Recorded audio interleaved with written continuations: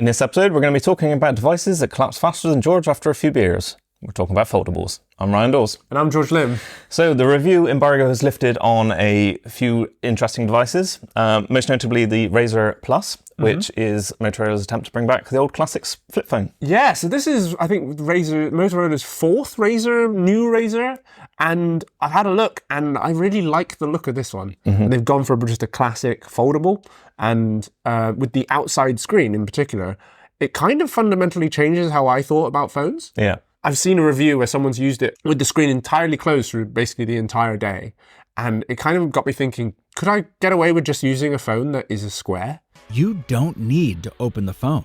For most, until you need to sort of watch videos now, which is then when you need to kind of flip it open, you can just hold it, especially for things like navigation. It just makes like a real... It feels right. It feels right, definitely. Because of currently, especially if you are into your sort of phablets and your sort of bigger, larger phones, sort of carrying it around, like especially down busy city centres, it just feels a bit sort of clunky. As well as easy for someone to swipe. Whereas you've kind of got this sort of smaller device that you can just kind of look around and then flip up when you need to watch entertainment or something like that. And that just feels better. So it's a form factor that, even though it's classic, and I had concerns about it at first, it just does work. Moving on from the flipping, we're going to go on to the folding, because the Pixel Fold reviews have also released this week. And what are your thoughts?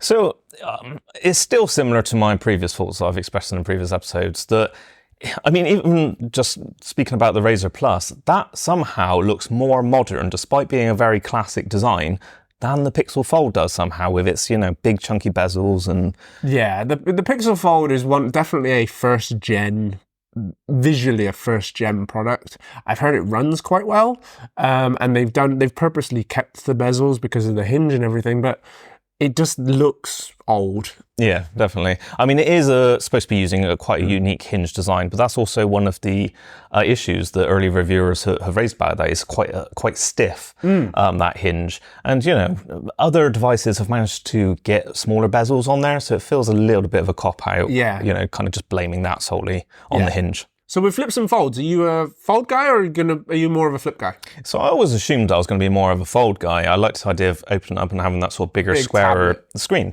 But then I do have my iPad for that. So I think I'm actually more of a flip guy for, exactly what we said previously, that ability to just kind of hold a smaller form factor and then only when you need it, say at home, to then flip it open to full size. Yeah, I mean, the thing that I think a lot of reviewers don't talk about with flips is because of the small form factor, they appeal to sort of women who don't have pockets and that sort of thing. So the smaller sort of chocolate bar phone, that's where that's died out. And part of me wonders whether that's what Apple are planning. So instead of bringing back the Mini, that's going to be a flip-style iPhone when Apple hopefully eventually go for it. I wouldn't be surprised if Apple have brought their plans forward because of the amount of interest around foldables now.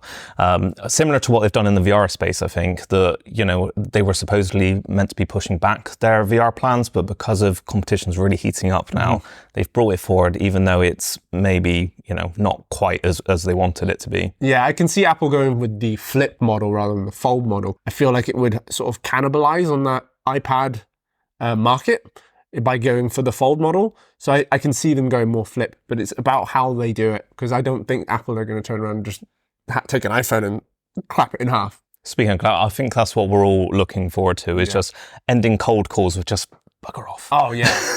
I think that's one of the things people go, I got a foldable just so I could do that. 100%. I remember back in the day where you could just flick it shut. Oh, yes. That was my go-to move, definitely. But do you use foldables? Have you got one? What do you think about it? And did you use it back in the past when they sort of were everywhere as flip phones? Let us know in the comments, and don't forget to subscribe. Until next time.